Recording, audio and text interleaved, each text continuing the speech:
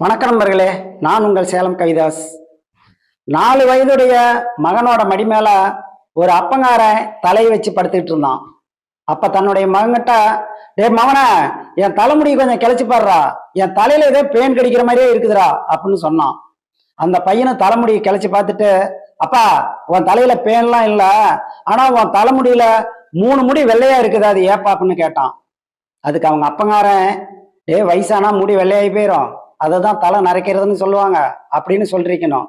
ஆனா அதை மறைச்சு இதை வச்சு நம்ம பையன் தப்பு செய்யாத மாதிரி நாம கொஞ்சம் புத்தி சொல்லலாம் அப்படின்னு நினைச்சுக்கிட்டு, டே மவன, நீ செய்யற ஒரு தப்புக்கு அப்பனோட தலைமுடியில ஒரு முடி வெள்ளையா போயிருண்டா, என்னப்பா சொல்ற?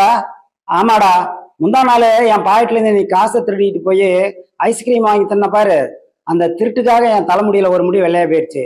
அப்புறம் காசாடா திருடனா அப்படின்னு கேட்டதுக்கு இல்லவே இல்லைன்னு பொய் சத்தியம் பண்ண பாரு, அந்த பொய்க்காக இன்னொரு முடி வெள்ளையா போயிருச்சு.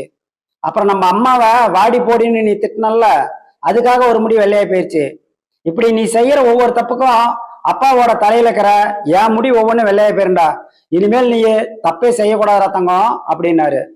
கொஞ்ச நேரம் அதை கேட்டு அந்த பையன் மௌனமா இருந்தான். மறுபடி திடீர்னு, டே தகப்பா எந்திர மேல அப்படின்னா.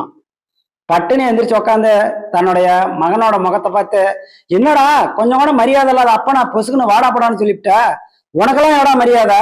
உங்க அப்பா இருக்கிறாரு, அதான்டா எங்க தாத்தன், அவர் தலையை போய் பாடுறா, ஒரு முடி கருமுடி இருக்குதாடா, அத்தனையும் வெள்ளை வெளியேன்னு ஆகி போயிருச்சா, அப்படின்னா நீ எத்தனை முள்ள மாதிரி தானே பண்றிப்ப, உனக்கெல்லாம் எவ்வளோ மரியாதை?